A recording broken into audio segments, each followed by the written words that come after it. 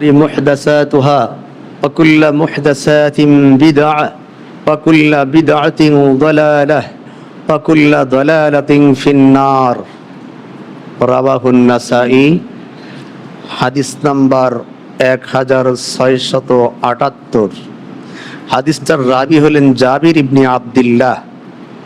অনুরূপ হাদিস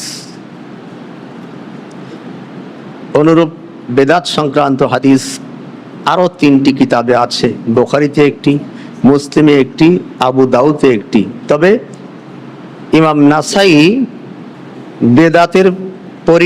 বেদাতীদের পরিণতি একবার চূড়ান্ত জাহান্নাম এই পর্যন্ত তিনি রওয়ায়াত করেছেন। অন্যান্য কিতাবগুলিতে যেটা আসে নাই। কোনো জায়গায় এসেছে কুল্লা মুহদাসাতিন বিদআ, কোনো জায়গায় এসেছে কুল্লা বিদআতিন দালালা।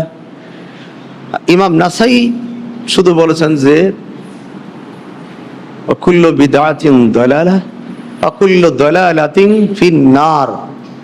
যারা পথভ্রষ্ট হবে, দালালাত হবে, গোমরাহ হবে, তাদের ঠিকানা হবে জাহান্নাম। নাসাইর হাদিস নাম্বার তো বলেই দিলাম 1678। আম্মা বা'দ, আউযু বিল্লাহি মিনাশ শাইতানির রাজীম, বিসমিল্লাহির রহমানির রহিম। ইয়া আইয়ুহার রাসূল বাল্লিগ মা উনজিলা ইলাইকা মির রাব্বিক ওয়া ইল্লাম তাফআল ফামা বাল্লাগতা রিসালাতাহু ওয়াল্লাহু ইয়াসিমুকা মিনান নাস ইন্নাল্লাহা লা ইয়াহদিল কওমাল কাফিরিন। সূরা মাঈদা আয়াত নাম্বার 67। যেহেতু জুমার দিন এর সময়সূচিটা নির্দিষ্ট থাকে, এমনি বাহিরে ওয়াজ মাহফিল, তাফসির মাহফিল, বয়ানের কোনো সময়সূচি থাকে না। সেখানে আকপাস করা যায় বা হয়। এখানে একটা নির্দিষ্ট সময়সূচি থাকে। এরপরেও মৌসুমটা চলছে, প্রচণ্ড কাজের মৌসুম।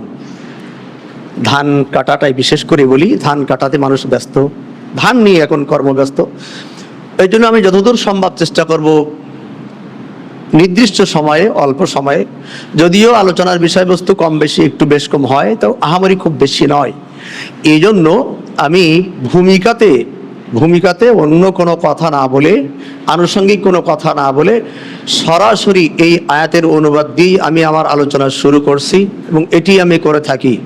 কারণ এক সময় আমারও একটা অভ্যাস ছিল, আমি ভূমিকাতে কিছু আনুষঙ্গিক কথা বলতাম, যদিও সেগুলো শরীয়ত সমর্থিত, বৈধ, শরীয়ত ভিত্তিক কথা, সেগুলো যে খারাপ কিছু না বা বলা যাবে না তা না, যায়। কিন্তু খুতবাতে উঠে ভূমিকা, আনুষঙ্গিক কথা ওটা না আলোচনা করে আমার কাছে মূল আলোচনাটাই ভালো লাগে, তাই আমি তাই করি।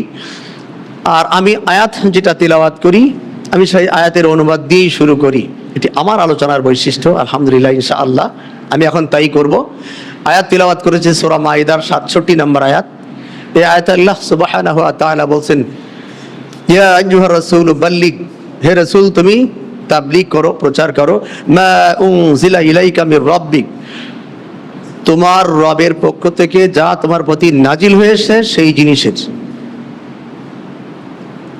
ওয়া ইল্লাম তাফআল ফামা বাল্লাগতা রিসালাতাহু, যদি এই কাজটি তুমি না করো তাহলে তুমি রিসালাতের দায়িত্ব পালন করলে না। তাবলীগ যদি না করো, প্রচার যদি না করো, তাহলে তুমি রিসালাতের দায়িত্ব পালন করলে না। আল্লাহু ইয়াসিমুকা মিনান নাস, আল্লাহ তোমাকে মানুষ থেকে বা মানুষের অনিষ্ট থেকে আল্লাহ তোমাকে রক্ষা করবেন। মানুষ থেকে বললে পরিপূর্ণ অর্থ আসে না যে মানুষ থেকে আবার তাকে হেফাজত করবেন কিরকম। তো এই জন্য এখানে বলা হয় মানুষের অনিষ্ট বা অকল্যাণ থেকে আল্লাহ তোমাকে হেফাজত করবেন। ইন্নাল্লাহা লা ইয়াহদিল কওমাল কাফিরিন, নিশ্চয় আল্লাহ কাফির সম্প্রদায়কে হিদায়াত করেন না। এবার আসুন, আজকে আমি যে আলোচনা পেশ করব, আমার খুতবার একটা শিরোনাম থাকে, বিষয়বস্তু থাকে। আমি শিরোনামটা বলে দিচ্ছি, আপনারা একটু মনোযোগ দিয়ে শোনেন। শিরোনামটা বলার আগে আপনাদের কাছে আমি খুব ছোট্ট একটা অনুরোধ করব। আমি অনেক দূর থেকে এসেছি, অনেক দূর, যশোর থেকে আরো প্রায় 15-16 কিলোমিটার, সেই লেবুতলা, সেই গ্রাম অঞ্চল থেকে আমার আগমন। তো যাই হোক, আলহামদুলিল্লাহ, আমি যে অনুরোধটা করতেছি সেটা হলো, আপনারা আমার আলোচনা শুরু থেকে, মূল আলোচনা শুরু থেকে শেষ পর্যন্ত আপনারা অন্য মনস্ক হবেন না বা পাশাপাশি কেউ কথা বলবেন না। আমার প্রত্যেকটা বিষয়, প্রতিটি কথা আপনারা মনোযোগ দিয়ে শুনবেন। আশা করি আপনাদের ভালো লাগবে, আশা করি আপনাদের ভালো লাগবে। আপনারা হয়তোবা এই মন্তব্য করতে পারেন যে এমন আলোচনা আমরা ইতিপূর্বে কখনো শুনি নাই। হ্যাঁ, আলোচ্য বিষয়বস্তু, আলোচনার বিষয়বস্তু আপনাদের সকলেরই জানা, শুরু থেকে শেষ পর্যন্ত প্রতিটি বিষয়বস্তু আপনাদের জানা, কিন্তু এইভাবে ধারাবাহিকভাবে দলিল, উপযুক্ত দলিল প্রমাণ দিয়ে ধারাবাহিকভাবে এইভাবে ধারাবাহিক আলোচনাটা আমি কখনো কারোর কাছে শুনি নাই। আমিও শুনি নাই। আমার এই 50-55 বছর বয়সে খণ্ড খণ্ড শুনেছি। আগেই তো বলেছি আলোচনার বিষয়বস্তু আপনাদের সব জানা, কিন্তু ধারাবাহিক শুরু থেকে শেষ পর্যন্ত দলিল ভিত্তিক উপযুক্ত প্রামাণ্য চিত্র দিয়ে এরকম আলোচনা আমি কখনো শুনি নাই। আলোচনার বিষয়বস্তু হলো রাসূলুল্লাহ সাল্লাল্লাহু আলাইহি ওয়াসাল্লামের দিন কায়েমের পদ্ধতি বনাম প্রচলিত দিন কায়েমের পদ্ধতি। রাসূলুল্লাহ সাল্লাল্লাহু আলাইহি ওয়াসাল্লামের দিন কায়েমের পদ্ধতি বনাম প্রচলিত দিন কায়েমের পদ্ধতি। রাসূলুল্লাহ সাল্লাল্লাহু আলাইহি ওয়াসাল্লাম যখন এসেছিলেন, যে জায়গায়, যে সময়ে, যে দেশে এসেছিলেন, সেখানে কি এরকম দিন ছিল? এরকম মসজিদ ছিল? ছিল শুধু কাবাতুল্লাহ, একটা ঘর ছিল, শুধু কাবা ঘরটি ছিল। কিন্তু এরকম আজান দিয়ে জুম্মার জামাতকে সেখানে হতো?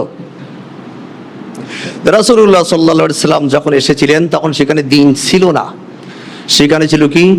শিরিক, কুফর, বিদআত, জাহিলিয়াত, যত রকমের অপরাধ, অন্যায়, অপকর্ম, পাপ তাপ সব সেখানে ছিল। সেই পরিবেশে এমনকি রাসূলুল্লাহ সাল্লাল্লাহু আলাইহি সাল্লাম নবুয়ত প্রাপ্তির আগ পর্যন্ত সেখানে ওই একই অবস্থা বিদ্যমান ছিল। আল্লাহ সুবহানাহু ওয়া তাআলা তার নবীকে সেখানে পাঠালেন এই দায়িত্ব দিয়ে, কি যে আইয়ুহার রাসূলু বাল্লিগ মা উনজিলা ইলাইকা মির রাব্বিক, তোমার রবের পক্ষ থেকে যা নাজিল হয়েছে এটা তুমি এই মানুষের কাছে তাবলীগ করো, প্রচার করো। রাসূলুল্লাহ সাল্লাল্লাহু আলাইহি ওয়াসাল্লাম সেই মক্কার মানুষের কাছে এই দ্বীনের দাওয়াত ও মেহনতের কাজ, তাবলীগের কাজ, দ্বীনের দাওয়াতের কাজ, মেহনতের কাজ তিনি করতে লাগলেন। সুবহানাল্লাহ। এভাবে দীর্ঘ তিনি 13টি বছর, 10 বছরের অধিক, কোন ঐতিহাসিক মতে 13 বছর পর্যন্ত তিনি মক্কার মাটিতে এই দ্বীনের দাওয়াতের কাজ করলেন। তার এই দাওয়াত পেয়ে কিছু সংখ্যক মানুষ ইসলাম গ্রহণ করলো, আর বাকিরা তার থেকে মুখ ফিরিয়ে নিয়ে চলে গেল। আল্লাহ সেটা বলে দিচ্ছেন, ফামিনহুম মান আমানা বিহি ওয়া মিনহুম মান সাদ্দা আনহু। তাদের কতক ঈমান আনলো আর কতক মুখ ফিরিয়ে নিল। সূরা মাইদা আয়াত নাম্বার 55। কতক ঈমান আনলো, কতক মুখ ফিরিয়ে নিল। যারা ঈমান গ্রহণ করলো, রাসূলুল্লাহ সাল্লাল্লাহু আলাইহি সাল্লাম এবার তাদের দ্বীনের সকল বিষয় তিনি তাদেরকে এক এক করে শিক্ষা দিতে লাগলেন।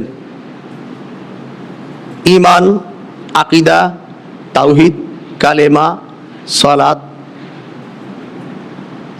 তালিম, তারবিয়াত, ইবাদত বন্দেগী করতে যা লাগে, ইবাদত বন্দেগী করতে, দ্বীন শিখতে, দ্বীন মানতে যা কিছু দরকার রাসূলুল্লাহ সাল্লাল্লাহু আলাইহি সাল্লাম তাদেরকে সেখানে শিক্ষা দিতে লাগলেন।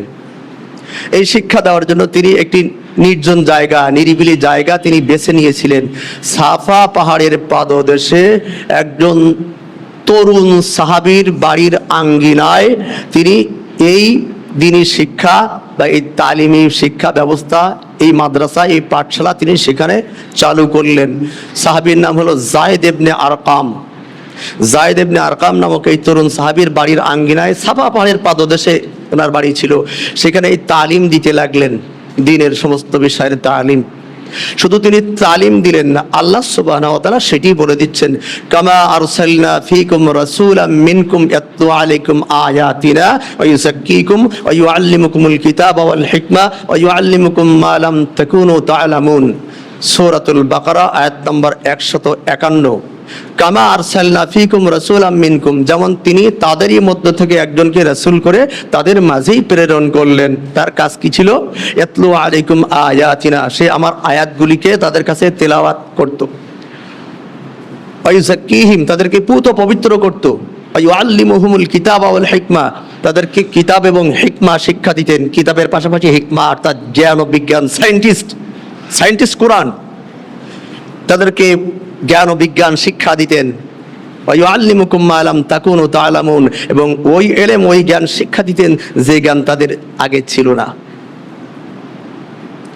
শুধু তিনি নিজে শিক্ষা দিতেন না, এই দিন, ইলমে দিন যাতে মানুষের মাঝে এই শিক্ষার ধারা চালু থাকে, যুগ যুগ ধরে কিয়ামত পর্যন্ত চালু থাকে, এই জন্য রাসূলুল্লাহ সাল্লাল্লাহু আলাইহি সাল্লাম সাহাবা এবং পরবর্তী উম্মতদেরকে তাহরিস করেছেন, উদ্বুদ্ধ করেছেন, উৎসাহিত করেছেন।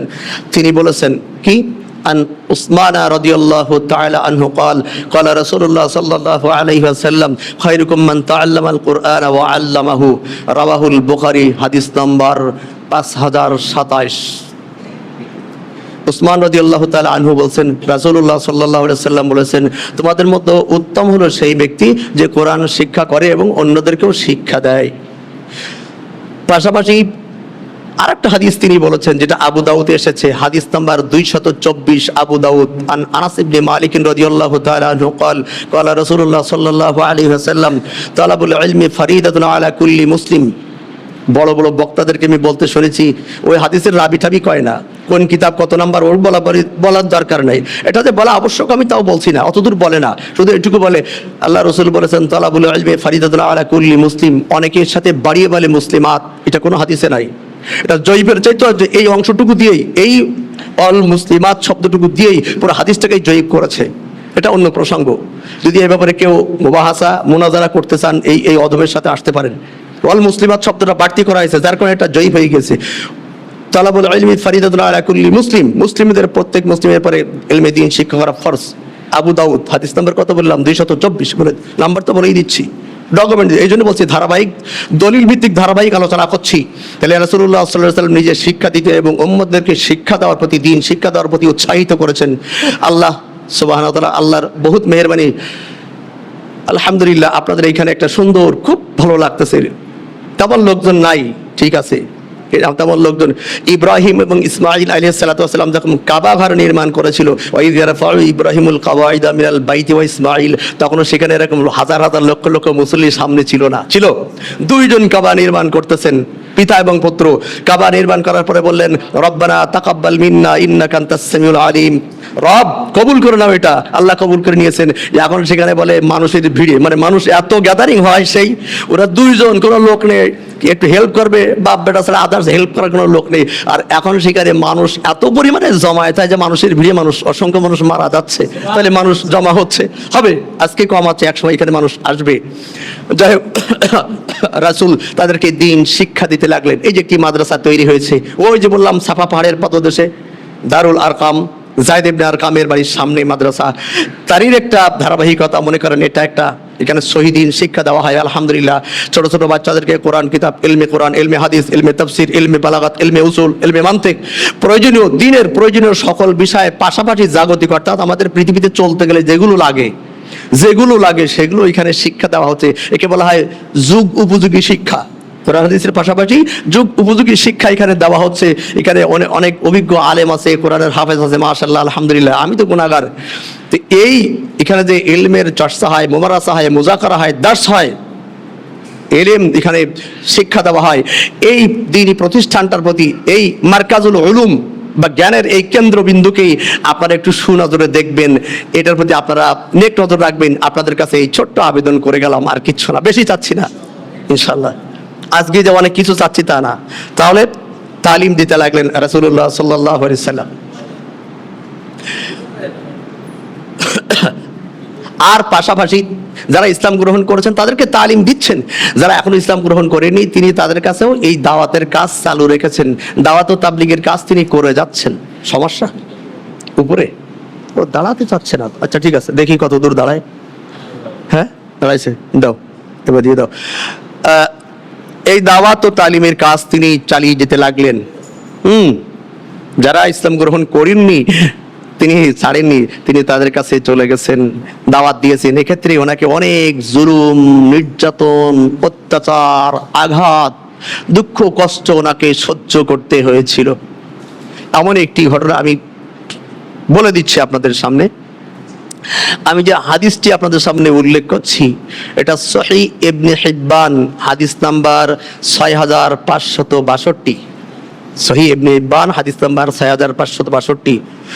আন তারিক ইবনে আব্দুল্লাহ আল মুহারিবি قال رأيت رسول الله صلى الله عليه وسلم يمر في السوق ذي المجاز فقال يا أيها الناس قولوا لا إله إلا الله تفلحون ويتبع رجل يتبعه بالحجارة ورجل يتبعه بالحجارة كان اسمه أبا جهل আবা জাহলিন। অন্য একটি রাওয়ায়াতে এসেছে আবু লাহাবিন। ওয়ায়াকযিফুহু বিল হিজারাতি মিন খালফিহি قد أدمى كعبيه وعروقبيه ويقول يا أيها الناس لا تطيعوه إنه كذاب قلت من هو قالوا إنه গুলামুন বনি আব্দুল মুতাল্লিব। সহিহ ইবনে হিব্বান হাদিস নাম্বার 6562।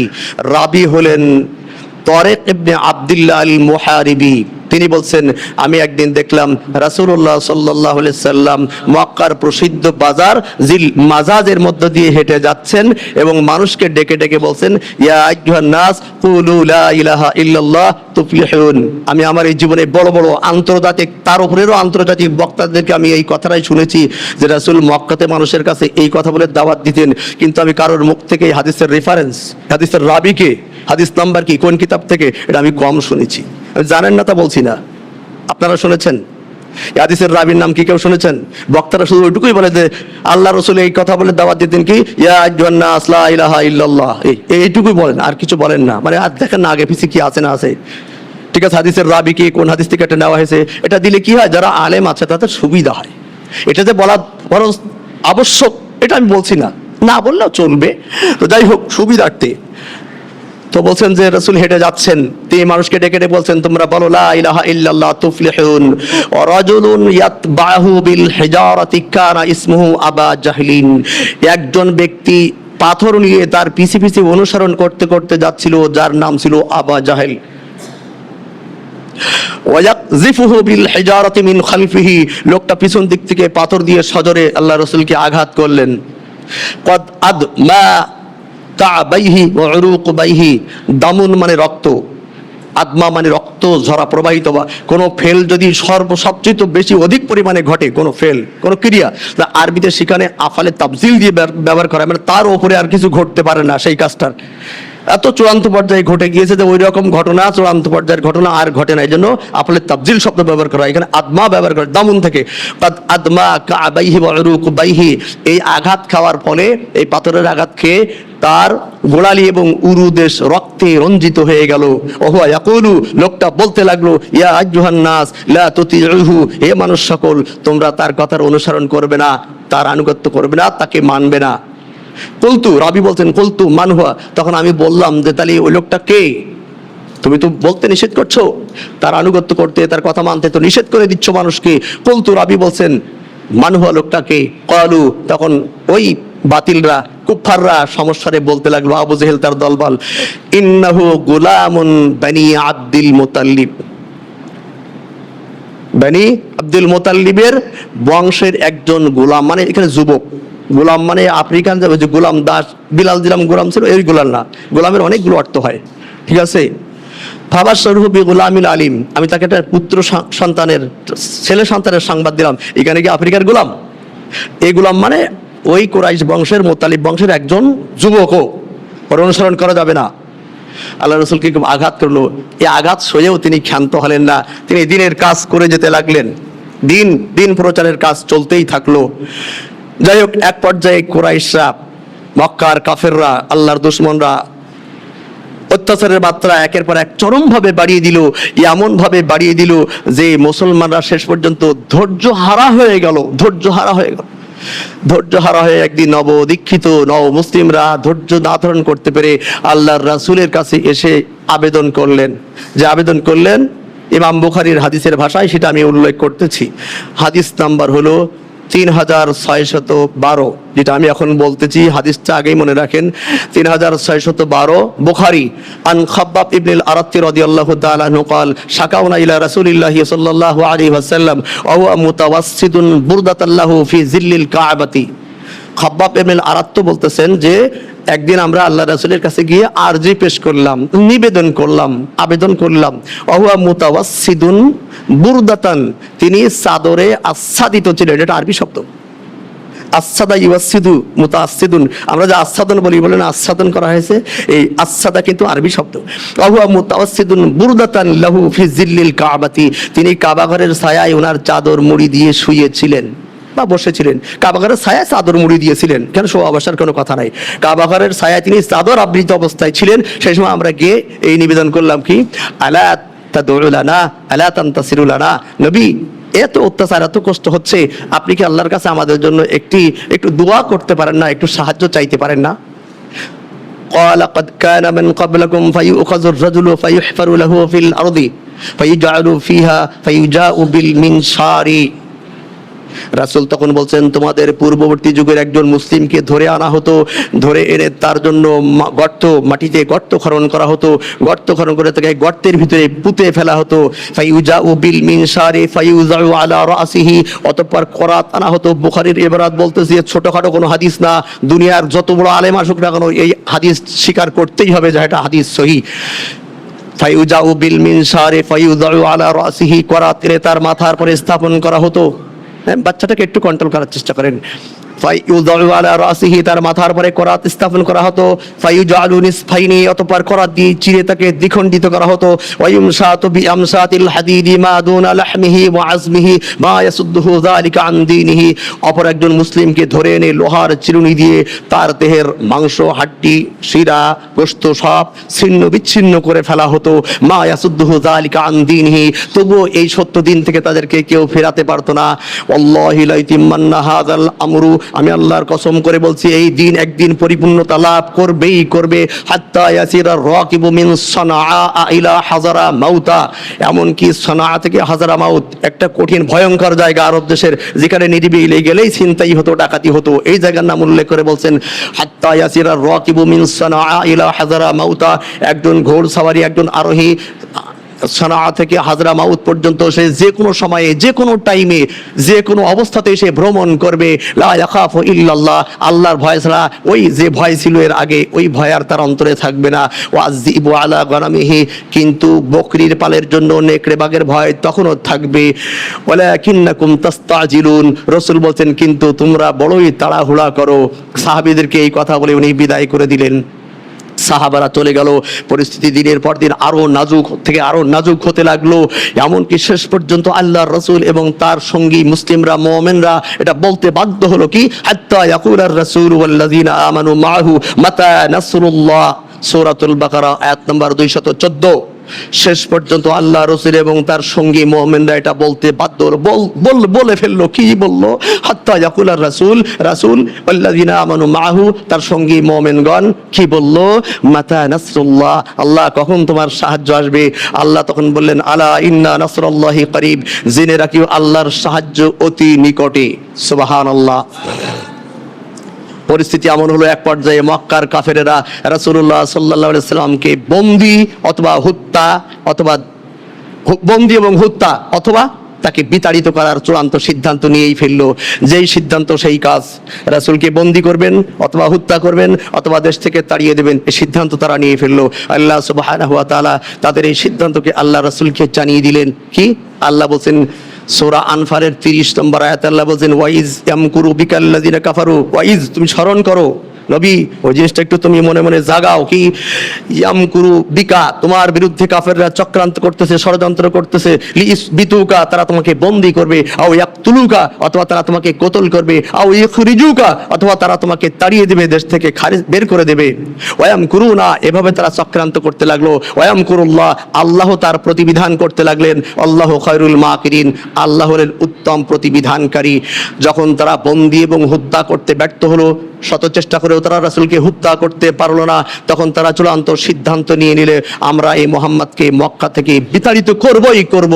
আল্লাহ সেটাও বলে দিচ্ছেন, ওয়াকালাল্লাযীনা কাফারু লিরুসুলিহিম লা নুখরিজান্নাকুম মিন আরদিনা আও লা তাউদুন্না ফি মিল্লাতিনা ফাওহা ইলাইহিম রাব্বুহুম লা নুহলিকান্নাজ জালিমিন। সূরা ইব্রাহিম আয়াত নম্বর 13। আল্লাহ তখন বলছেন যে ওয়াকালাল্লাযীনা কাফারু লিরুসুলিহিম, যারা কাফের তারা বলল, লিরুসুলিহিম, তাদের রাসূলদের উদ্দেশ্য করে, লা নুখরিজান্নাকুম মিন আরদিনা আও লা তাউদুন্না ফি মিল্লাতিনা, অবশ্যই আমরা রাসূলদেরকে আমাদের এই ভূখণ্ড থেকে তাড়িয়েই দিব, আও লা তাউদুন্না ফি মিল্লাতিনা, অন্যথায় তারা আমাদের এই পূর্বপুরুষের ধর্মমতে ফিরে আসবে, হয় এই ধর্মমতে ফিরে আসবে, অন্যথায় তাড়িয়েই দিব। ফাওহা ইলাইহিম রাব্বুহুম, তখন তাদের রব তাদের পরে ওহী করে জানিয়ে দিল, লা নুহলিকান্নাজ জালিমিন, যারা জালিম আমি তাদেরকে ধ্বংস করেই ছাড়বো। আল্লাহ একটা সাহস নবীকে দিয়ে দিলেন। তারপরে এই ঘোষণা শোনার পরে, এটা জানার পরে আল্লাহ রাসূল কিছুটা শঙ্কিত হয়ে পড়লেন। একদিন রাসূল সাহাবীদেরকে বললেন, সাহাবারা, এখানে নিরাপত্তার অভাব, তোমরা কিছু অন্য জায়গায় যেখানে নিরাপদ আছে, নিরাপদ কিছু অঞ্চলে, কিছু দেশে তোমরা ভ্রমণ করো। তার মধ্যে আবিসিনিয়া বাদশা নাজ্জাশীর এই সাম্রাজ্যে একটা ভ্রমণের কথা আছে, সেখানেও সাহাবীরা সফর করলেন বা হিজরত করলেন। ভ্রমণ বলতে এখানে হিজরত করলেন। এক পর্যায়ে রাসূল যখন মক্কাতে আর থাকার পরিবেশ থাকলো না, একদিন স্বপ্নযোগে দেখলেন, রাসূল বলছেন, বুখারীর হাদিস, যে আমি স্বপ্নযোগে আমাকে দেখানো হলো যেখানে আমি এবং আমার সাথীরা হিজরত করবে, সেই জায়গাটি আমাকে স্বপ্নযোগে দেখানো হলো। এরপরে আল্লাহ সুবহানাহু ওয়া তাআলা বলেন, হে নবী, ওরা তোমাকে অপমানিত এবং লাঞ্ছিত করে তাড়িয়ে দেওয়ার আগেই আমি তোমাকে সসম্মানে নিরাপদে এখান থেকে তোমাকে আমি বের করে হিজরত করে নিয়ে যাচ্ছি। সেটাও আল্লাহ বলে দিলেন। কোথায়? সূরা আনফালের 5 নম্বর আয়াতে আল্লাহ বলছেন, কামা আখরাজাকা রাব্বুকা মিন বাইতিকা বিল হাক্কি, যেমন তোমার রব তোমাকে সত্য সহকারে তোমার ঘর থেকে নিরাপদে বের করে নিয়ে চলে গেলেন। কোথায় নিয়ে গেলেন? মক্কা থেকে মদিনায় নিয়ে গেলেন। হিজরত হয়ে গেল। বন্ধুরা আমার, সেখানে গেলেন, সেখানে গিয়েও তারা মুসলমানদেরকে নিরাপদে শান্তিতে থাকতে দেয় নাই। সেখানে গিয়েও তারা নিরাপদে মুসলমানদেরকে নিরাপদে শান্তিতে সেখানেও তারা থাকতে দিচ্ছে না। সেখানেও তারা উৎপাত, জুলুম, নির্যাতন ইত্যাদি ইত্যাদি সেখানেও তারা শুরু করেছে। এভাবে অত্যাচারের মাত্রা বেড়েই চলেছে। এমন অত্যাচার করতেছে, আল্লাহ আবার প্রতিবাদ করলেন। আল্লাহ বলেন, ইন্নাল্লাযীনা ইউযুনাল্লাহা রাসূলাহু লাআনাহুমুল্লাহু ফিদ দুনিয়া ওয়াল আখিরা ওয়া আ'আদ্দা লাহুম আযাবাম মুহিনা। সূরা আহজাব আয়াত নম্বর 57। নিশ্চয় যারা আল্লাহ এবং আল্লাহ রাসূলকে কষ্ট দেয়, আল্লাহ তাদের প্রতি দুনিয়া এবং আখিরাতে অভিসম্পাত করেছেন।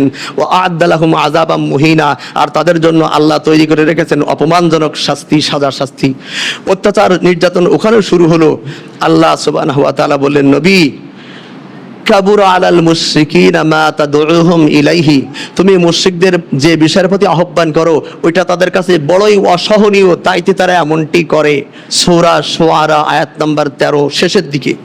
কাবুরা আলাল মুশরিকিন, মুশরিকদের কাছে বড়ই কষ্টদায়ক, মা তাদউহুম ইলাইহি, যেদিকে তুমি তাদেরকে দাওয়াত দিচ্ছ, ডাকছো, ওরা মানবে না, ওরা অত্যাচার করেই যাবে, জুলুম করেই যাবে। এখন প্রশ্ন হলো, এই আল্লাহ রাসূল এবং এই নিষ্পাপ নবদীক্ষিত মুসলিমদের পরে তারা অত্যাচার করতেন কি কারণে? কি কারণে? আল্লাহ একটা মেইন কারণ বলে দিয়েছেন। মানে এই কারণটা হলো সমস্ত কারণের মূল কারণ। শত শত কারণ বলতে হবে না, একাধিক কারণ বলার দরকার নেই। আল্লাহ বলছেন, ওমা নাকামু মিনহুম ইল্লা আইয়ুমিনু বিল্লাহিল আজিজিল হামিদ। সূরা বুরুজ আয়াত নম্বর 8। ওরা যে ওদের পরে শাস্তি দেয়, ওদের পরে অত্যাচার করে, আঘাত করে, অন্য কোনো কারণে নয়, শুধুমাত্র তারা পরম প্রশংসিত মহিমান্বিত আল্লাহর প্রতি ঈমান আনয়ন করেছে, এই অপরাধে তাদেরকে তারা শাস্তি দেয়। যে মক্কা থেকে মদিনায় চলে গেল, মুসলমানদের সংখ্যাও একটু বেড়ে গেল। আল্লাহ রাসূল বলেন, আল্লাহ এখানেও তো জুলুম, নির্যাতন, অত্যাচার, কি করব বলেন? আল্লাহ তখন বললেন, নবী চিন্তা করো না, ওই যে আমি বলেছিলাম লা নুহলিকান্নাজ জালিমিন, জালেমদেরকে আমি ধ্বংস করবই করব। আল্লাহ এবার বলে দিলেন কি? লা ইয়াদুররুকুম ইল্লা আযাও ওয়া ইউকাতিলুকুম ইউওয়াল্লুকুমুল আদবার। সূরা আলে ইমরান আয়াত নম্বর 111। লা ইয়াদুররুকুম ইল্লা আযা, সামান্য কষ্ট দেওয়া ব্যতীত ওরা তোমাদের কোনো ক্ষতি করতে পারবে না। ওয়া ইউকাতিলুকুম ইউওয়াল্লুকুমুল আদবার, এখন যদি যুদ্ধ ওদের বিরুদ্ধে যুদ্ধ করো, ওদের বিরুদ্ধে যদি এখন যুদ্ধ শুরু করো, তোমরা জিহাদ শুরু করে দাও, ইউওয়াল্লুকুমুল আদবার, অবশ্যই ওরা পৃষ্ঠ প্রদর্শন করে পালিয়ে যাবে। এতদিন তো তোমরা জানের ভয়ে মক্কা থেকে পালিয়ে এসেছো, আত্মরক্ষায় এই সেই, ওরা এখন যুদ্ধ বাঁধলে ওরা পালিয়ে চলে যাবে। সুম্মা লা ইউনসারুন, আর ওখানে সাহায্যকারী ওদের কেউই থাকবে না।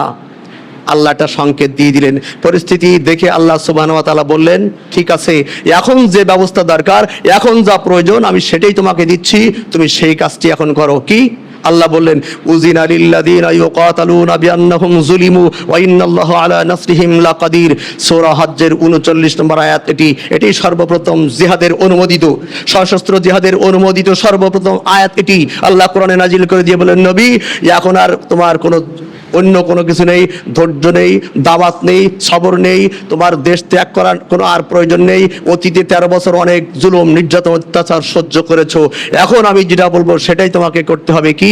এখন তুমি তাদের বিরুদ্ধে সশস্ত্র যুদ্ধ করো। কি?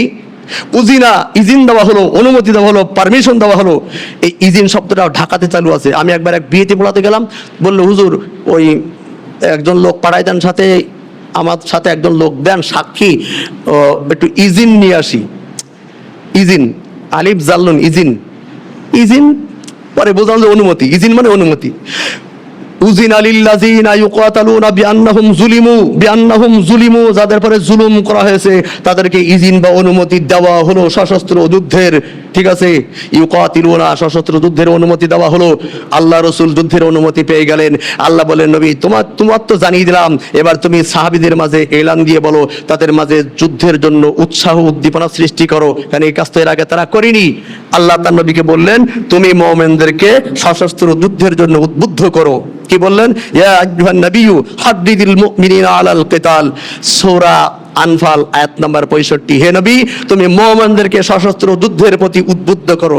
হাররাদা ইউহাদ্দিদু বাবে তাফিলের মাসদার, হাররাদা উদ্বুদ্ধ করা, ইন্সপায়ার্ড করা, উৎসাহিত করা, উদ্দীপনা সৃষ্টি করা। সাহাবীদের মাঝে এলান দিয়ে দিলেন, সাহাবারাও মোটামুটি উৎসাহ উদ্দীপনা এটা গ্রহণ করলো। আল্লাহ বলেন, শুধু তাই না, মনে করছো সংখ্যায় কম তাই ভয় পাচ্ছ না। ইয়াকুম মিনকুম 20 সাবিরুনা ইয়াগলিবু মিয়াতাইন, যদি তোমাদের মধ্যে 20 জন 20 জন দৃঢ় চিত্ত ঈমানদার লোক থাকে, 200 কাফেরের মোকাবেলায় বিজয় লাভ করবে। কে বলছে? আল্লাহ বলছে এই কথা। এই আয়াত আল্লাহ বলছেন। দেখেন এই আয়াতের অর্থ এটি। ওয়া ইয়াকুম মিনকুম মিয়াতু ইয়াগলিবু আলফান, আর যদি 100 দৃঢ় চিত্ত ঈমানদার তোমাদের মধ্যে থাকে, আল্লাহ কত সংখ্যা বলেছেন? 20 জন আর 100, 100 আর 20 জন, হাজার হাজার লাখ লাখ তো বলেননি। ওয়াইয়াকুম মিনকুম মিয়াতু ইয়াগলিবু আলফান, যদি 100 দৃঢ় চিত্ত ঈমানদার থাকে, 1000 কাফেরের মোকাবেলায় তারা বিজয় লাভ করবে। আল্লাহ যখন বলে দিলেন, মুমিনদের অন্তরে তখন সাহস হলো, মুসলিমরা সাহস ফিরে পেল, তারা যুদ্ধের জন্য তখন প্রস্তুতি নিতে লাগলো। দাওয়াত আর তাবলীগের কাজ কিন্তু শেষ। বুঝেন? কেউ কি আছেন আমার এই জায়গায় কেউ অফিস করবেন? আলোচনার এই জায়গায় কেউ অফিস দিবেন যে হুজুর আপনার আলোচনা হচ্ছে না, বা এটা কোরআন হাদিস বহির্ভূত, দলিল বহির্ভূত আলোচনা করছেন, এমন কেউ আছেন? এবার বললেন, নবী, তুমি ওদেরকে উৎসাহ করো। তারা উৎসাহিত হলো। বললেন, যুদ্ধ তো করবা, যুদ্ধ করার আগে কিছু প্রশিক্ষণ, তালিম, তরবিয়ত তো থাকে। আল্লাহ বলছেন, হ্যাঁ, তাই তুমি তোমার যারাই আছে, যে কয়জন আছে, তাদেরকে একটু জিহাদের জন্য তালিম তরবিয়ত করো। সেটি আল্লাহ বলে দিয়েছেন। সূরা আনফালের 60 নম্বর আয়াত আল্লাহ বলছেন, ওয়া'আইদ্দু লাহুম মাসতাতা'তুম মিন কুওয়াতি ওয়া মির রিবাতিল খাইল, তোমরা তোমাদের শক্তি সামর্থ্য অনুযায়ী যুদ্ধ প্রস্তুতি গ্রহণ করো, আর তোমরা তোমাদের ঘোড়াগুলিকে যুদ্ধের প্রশিক্ষণ দাও। যুদ্ধের প্রস্তুতি হয়ে গেল। দ্বিতীয় হিজরি 624 খ্রিস্টাব্দে, দ্বিতীয় হিজরি রমজান মাস, রোজ শুক্রবার, এরকম জুমার দিন, 17ই রমজান, রোজ শুক্রবার, 624 খ্রিস্টাব্দে, দ্বিতীয় হিজরি, মদিনার দায়িত্বভার নিজ জামাতা ওসমানের পরে দিয়ে রাসূলুল্লাহ সাল্লাল্লাহু আলাইহি ওয়াসাল্লাম 310 জনের অধিক সাহাবীদেরকে নিয়ে আল্লাহ রাসূল চলে গেলেন এই সত্যের দিন, সত্য দিন, আল্লাহর জমিনে আল্লাহ দিন প্রতিষ্ঠার জন্য, বাতিলকে মূলোৎপাটিত করবার জন্য, বাতিলকে উৎখাত করে, বাতিলকে প্রতিরোধ করে সত্যিকারের দিন প্রতিষ্ঠার জন্য অস্ত্র হাতে তুলে নিয়ে রাহমাতাল লিল আলামিন বিশ্বনবী চলে গেলেন জিহাদের ময়দানে। তিনি সর্বপ্রথম যে জিহাদের ময়দানে অবতীর্ণ হয়েছিলেন, সেই জিহাদে মুসলিমদের বিজয় হয়েছিল। আল্লাহ সুবহানাহু ওয়া তাআলা পবিত্র কোরআনে কোন জায়গায় তিনটা যুদ্ধক্ষেত্রের নাম উল্লেখ করেছেন। তার মধ্যে সর্বপ্রথম যে যুদ্ধটি হয়েছিল, আল্লাহ পবিত্র কোরআনে স্পষ্ট করে সেই জায়গার নাম উল্লেখ করেছেন। আল্লাহ বলছেন ওয়ালাকাদ নাসারাকুমুল্লাহু বিবদর, এখানে হাফেজ আছেন, ওয়ালাকাদ নাসারাকুমুল্লাহু বিবদর, সূরা আলে ইমরান আয়াত নম্বর 123। অবশ্যই আল্লাহ তোমাদেরকে সাহায্য করেছিলেন বদর প্রান্তরে। যুদ্ধ হলো, সেখানে ইসলামের বিজয় হলো, ইসলাম বিজয় লাভ করলো। আবার তৃতীয় হিজরিতে শুরু হলো আরেকটা রক্তহী সশস্ত্র যুদ্ধ শুরু হলো সেই কাফের আর মুসলিমদের বিরুদ্ধে। সেখানে কারোর পক্ষে জয় পরাজয় কিছুই তেমন না হলেও মোটামুটি সেখানে একটা যুদ্ধ হলো। এইভাবে একের পর এক প্রথম হিজরি, দ্বিতীয় হিজরি, তৃতীয় হিজরি, চতুর্থ হিজরি, পঞ্চম হিজরি, ষষ্ঠ হিজরি পর্যন্ত এইভাবে একের পর এক যুদ্ধ চলছে। এখন আর কোনো দাওয়াত আর তাবলীগের কোনো কাজ নেই, এখন শুধু মোকাবেলা, যুদ্ধ আর যুদ্ধ। বাতিলকে আঘাত করা, বাতিলের প্রতিরোধ করা, বাতিলকে নিশ্চিহ্ন করা, যে কথা আল্লাহ সুবহানাহু ওয়া তাআলা পবিত্র কোরআনের সূরা আনফালের 39 নম্বর আয়াতে আল্লাহ বলেন ওয়াকাতিলুহুম হাত্তা লা তাকুনা ফিতনাতু ওয়া ইয়াকুনা দীনু কুল্লুহু লিল্লাহ। এই যুদ্ধ, এই জিহাদ তোমাকে ততক্ষণ পর্যন্ত করতে হবে নবী, যতক্ষণ পর্যন্ত না আল্লাহর এই জমিন থেকে সব ধরনের ফিতনা ফাসাদ নির্মূল হয়ে পরিপূর্ণরূপে এই জমিনে দ্বীন প্রতিষ্ঠিত যতক্ষণ না হবে, ততক্ষণ পর্যন্ত তোমার এই দায়িত্ব, এই জিহাদি কাজ তোমাকে করে যেতেই হবে। কি দলিল বললাম, অন্য কিছু বললাম? দলিল বলেছি তো, কোরআন থেকে বলেছি, সূরা আনফালের 39 নম্বর আয়াত। ততক্ষণ ওয়াকাতিলুহুম হাত্তা শব্দ তখন ব্যবহার হয় যখন কাজের চূড়ান্ত ফলাফল বই আনার, কাজের চূড়ান্ত ফলাফল বহন করে বা চূড়ান্ত ফলাফল প্রকাশ পাওয়ার আগ পর্যন্ত যে কাজের মধ্যে লেগে থাকা হয়, ওই কাজের আগেই, ওই ফেলের আগে হাত্তা ব্যবহার করা হয়। এটা যারা গ্রামার জানেন তারা জানেন। যাই হোক, মোটামুটি ষষ্ঠ হিজরি আল্লাহ রসুলের মনে একটি জাগলো, আকাঙ্ক্ষা জাগলো, তিনি আল্লাহর ঘর জিয়ারত করবেন, বাইতুল্লাহ যাবেন। তিনি কাবা ঘরে যাচ্ছেন উমরা হজ করবার জন্য। 1400 মতন সাহাবীরা বলে, ইয়া রাসূলুল্লাহ, দীর্ঘদিন মাতৃভূমি ছেড়ে এসেছি, জন্মভূমি কাবা ঘরে, আমরা আপনার সাথে একটু সঙ্গী হয়ে আমরা কাফেলায় যোগদান করব, আমরা করতে যাব, আপনার সাথে একটু উমরা পালন করতে যাব। আলহামদুলিল্লাহ, আল্লাহ রসুল তাদেরকে নিয়ে চলে গেলেন। কিন্তু মক্কার কাফেররা এই খবর পেয়ে আল্লাহর রসুলকে এবং মুসলিমদেরকে বাধা দিলেন যে না, এইভাবে সশস্ত্র অবস্থায় আমরা মুহাম্মদ এবং তার সঙ্গী সাথীদেরকে মক্কায় প্রবেশ করতে দিব না। তাদের এই আচরণটা আল্লাহর কাছে খুবই খারাপ লেগেছিল। ওখানেও আল্লাহ একটা চূড়ান্ত প্রোটেস্ট করলেন। সূরা বাকারার 114 নম্বর আয়াতে আল্লাহ বলেন ওয়ামান আযলামু মিম্মান মানাআ মাসাজিদাল্লাহি আইয়ুযকারা ফিহা ইসমুহু। যারা আল্লাহর ঘরে আল্লাহর জিকির করতে বাধা দেয়, এর চাইতে বড় জালেম আর কে হতে পারে? সূরা বাকারা আয়াত নম্বর 114 দেখে নিতে পারেন। বাধা সৃষ্টি হলো। এক পর্যায়ে রাসূল নিজের অবস্থা জানানোর জন্য ওসমানকে পাঠিয়ে দিলেন। বলো যে আমি এতদিন তো যুদ্ধ বিগ্রহ হয়েছে, আজকের আমার উদ্দেশ্য শুধু আমি বাইতুল্লাহ জিয়ারত করে আবার ফিরে চলে যাব। উসমান রাদিয়াল্লাহু তাআলা আনহু মক্কায় গিয়ে অনেক বুঝালেন তাদেরকে, তারা কোনো বুঝ মানতে রাজি না। বলে তুমি ফিরে যাও, তোমাদের নবীকে বলো, মুহাম্মদকে বলো এই বছর হজ করা যাবে না, আগামী বছর আসবে, তাও তরবারি ছাড়াই আসতে হবে। কিন্তু সেটা গ্রহণ হলো না। শেষ পর্যন্ত সিদ্ধান্ত হলো তরবারি রাখবে, কিন্তু যে কয়দিন থাকবে 3 দিনের বেশি থাকতে পারবে না, তরবারিগুলো কোষবদ্ধ থাকবে, একটা মানুষও তরবারির কোষ মুক্ত করতে পারবে না। এভাবে শর্তমর্ত দিয়ে একটা সন্ধি হলো। সন্ধির জন্য উভয় পক্ষের লোক ডাকা হলো। রাসূলুল্লাহ সাল্লাল্লাহু আলাইহি সাল্লাম সাহাবীদেরকে নিয়ে হুদাইবিয়া নামক জায়গায় অবস্থান নিলেন।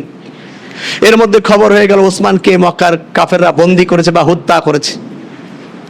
এই খবর শুনে মুসলমানদের রক্ত একটু গরম হয়ে গেল।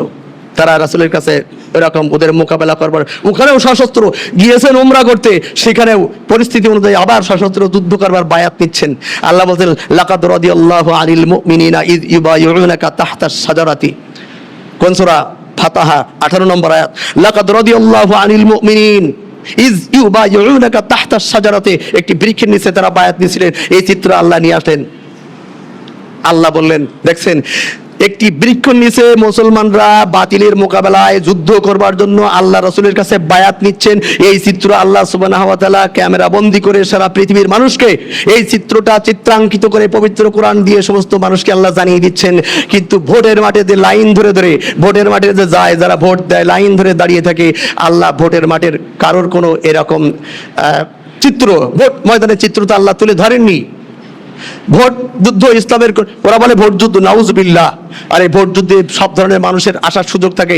আমেরিকার 27তম প্রেসিডেন্ট ফ্রাঙ্ক আব্রাহাম লিঙ্কন, যিনি 1865 খ্রিস্টাব্দ থেকে 1863 খ্রিস্টাব্দ পর্যন্ত আমেরিকার রাষ্ট্রীয় ক্ষমতায় অধিষ্ঠিত ছিলেন, এই খ্রিস্টান ভদ্রলোক বলেছিলেন, democracy is the government of the people, by the people and for the people. জনগণ কর্তৃক জনগণের জন্য নির্বাচিত জনপ্রতিনিধি হলো ডেমোক্রেসি সরকার। এখানে যার ইচ্ছা সেরকম আসতে পারে। মমতাদের মতন লোক এই পন্থায় ক্ষমতায় চলে আসে, তার যা ইচ্ছা তাই। ওই যে আরাফাত রহমান কোকো, ঠিক আছে, টুকাই, হিরো আলম, সে ওখানে আসার সুযোগ পায়। জঘন্য মানুষ এখানে আসতে পায়। হাসান ইমামের মতো লোক, আসাদুজ্জামান নূর, যারা ইসলাম মানে না, কোরআন মানে না, আল্লাহ রসুল মানে না, নাস্তিকের চাইতেও খারাপ, এরাও এই গণতান্ত্রিক পন্থায় আসে। এটা হলো কুফরদের একটি সূক্ষ্ম ষড়যন্ত্র, মুসলিমদেরকে ঘায়েল করবার জন্য, ঈমান বিনষ্ট করবার জন্য, মুসলমানদেরকে মানে কি বলা যায়, কোণঠাসা করে মুসলিমদেরকে দুর্বল করে রাখার জন্য এটা একটা সূক্ষ্ম পন্থা। আল্লাহ বলেছেন, খবরদার ওই পন্থা অবলম্বন করবি না। সূরা নিসার 89 নম্বর আয়াতে আল্লাহ বলেছেন, ওয়াদ্দু লাউ তাকফুরুনা, কত, 15 শেষ, আর একটু সময় দাও, হয়ে গেছে, আমি কাছাকাছি আসছি, ঠিক আছে। ওয়াদ্দু লাউ তাকফুরুনা কামা কাফারু ফাতাকুনুনা সাওয়াআন, কাফেররা কামনা করে ওরা যেমন কুফরি করেছে তোমরা ওইভাবে কুফরি করো, ফলে তোমরা আর ওরা সমানে সমান হয়ে যাবে। দেখছেন, এখন ডাইরেক্ট যদি বলে আমি ঈসার পূজা করি, ক্রুশের পূজা করি, আমি প্রতিমার পূজা করি, মূর্তির পূজা করি, আপনি কি করবেন? এই জন্য ভোটের মাঠে কিন্তু কেউ কয় না যে ওখানে যাবো না। দেখেন সূক্ষ্ম কৌশল, এর নাম দিয়েছে লেভেল প্লেইং ফিল্ড। মানে আল্লাহ বলছেন সাওয়াউন আলাইহিম, সমান্তরাল ফিল্ড তৈরি করে নেবে ওরা তোমাদেরকে কুফর বানাবার জন্য। এই পন্থায় ওরা কুফর বানায়। আল্লাহ রসুল এবং সাহাবা আজমাইনরা একটাও, 4জন খলিফা জীবনে একবারও নির্বাচন করেনি। কি শোনা যাচ্ছে না? এটা মাইনাস করে দেবো। যাই হোক, আলোচনা শেষ, চলে গেলেন রসুল, হলো না, ওখানে সন্ধি চুক্তি হলো। আল্লাহ রসুল সন্ধি করলেন। আল্লাহ বলেন সন্ধি করার সমস্যা নাই, ফালা জুনাহা আলাইহিমা আইয়ুসলিহা বাইনাহুমা ওয়াসসুলহা ওয়াসসুলহু খায়র। সন্ধিতে কোনো সমস্যা নাই, সন্ধিটাই উত্তম। সূরা নিসা আয়াত নম্বর 128। সন্ধি হয়ে গেল। আল্লাহ তার রাসূলকে বলে, নবী সন্ধি তো করেছো, আর একটা কথা বলে দেই। কি? সূরা তাওবার 12 এবং 13 নম্বর আয়াত। এটা আল্লাহ বলেন,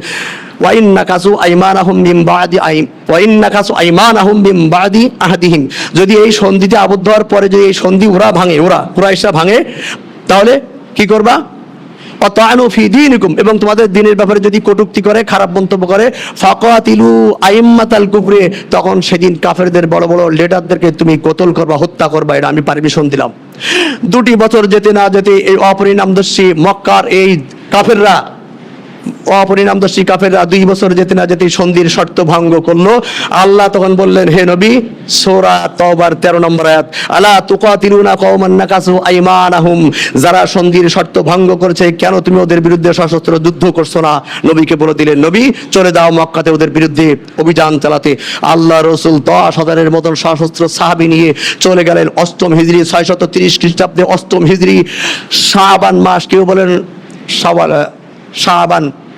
শাবান মাসের কথাই বেশি আসছে। আল্লাহ রসুল চলে গেলেন 10,000 সশস্ত্র মুজাহিদ নিয়ে মক্কার ময়দানে, 10 অস্ত্র সঙ্গী সাথী নিয়ে সরাসরি সেখানে চলে গেলেন। যে তিনি ঘোষণা দিলেন, তোমাদের জন্য আমার ঘোষণা 2টা। কি? কুল্লিল মুখাল্লাফিনা মিনাল আ'রাবি সাতুদাউনা ইলা কওমিন উলি বাসিন শাদীদিন তুকাতিলুনাহুম আও ইসলিমুন। ইসলিমুন বোঝেন তো? ইসলাম গ্রহণ করবে। সূরা ফাতাহা 16 নম্বর আয়াত। এটা সূরা ফাতার। হে নবী, তুমি পশ্চাৎপদ পিছনে পড়ে থাকা আরবের মরু বেদুইনদেরকে বলে দাও, অতি সত্বর তোমরা আহ্বায়িত হবে একটি শক্তিশালী জাতির বিরুদ্ধে যুদ্ধ করবার জন্য। ইউকাতিলুনা, তোমরা তাদের বিরুদ্ধে যুদ্ধ করবে, আও ইসলিমুন, অথবা তারা ইসলাম গ্রহণ করবে। আল্লাহ নবী বললেন, তোমাদের জন্য পথ 2টা, হয় আমাদের মোকাবেলা করবা, ইসলাম গ্রহণ করবা। ইচ্ছায় অনিচ্ছায় তখন মক্কার লোকেরা কি করলো? তখন তারা ইসলাম গ্রহণ করতে লাগলো।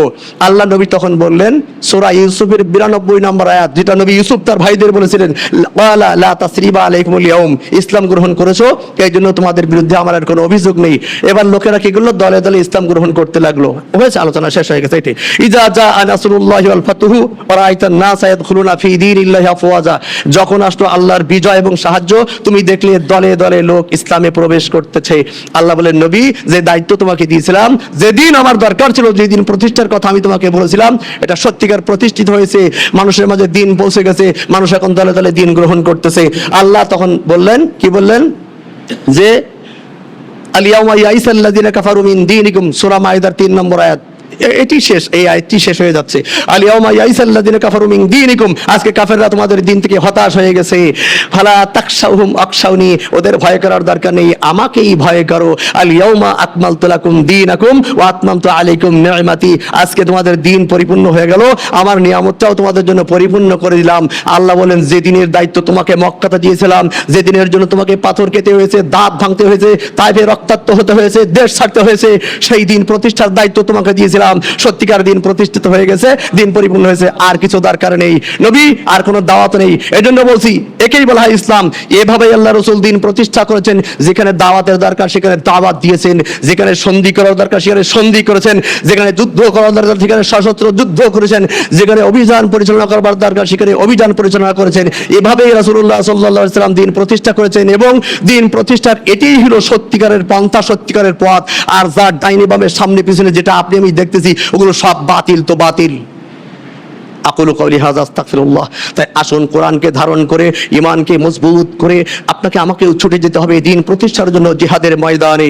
সেই আলী হায়দার আর হামজার মতো রণসজ্জায় সজ্জিত হয়ে দুরান্ত অশ্বপৃষ্ঠে আরোহণ করে উল্কার বেগে দুর্বার গতিতে ছুটে যেতে হবে জিহাদের ময়দানে। কোরআনের দীপ্ত মশাল জ্বালিয়ে, জিহাদের ডঙ্কা বাজিয়ে, বিজয়ের নিশান উড়িয়ে যারা গোটা পৃথিবী একদিন প্রকম্পিত করেছিল, যাদের বজ্রকণ্ঠের হুঙ্কার শুনে কাফেরদের কলিজা থরথর করে কাঁপতো, কোষবদ্ধ তরবারিগুলি ঝনঝন করে মাটিতে লুটিয়ে পড়তো।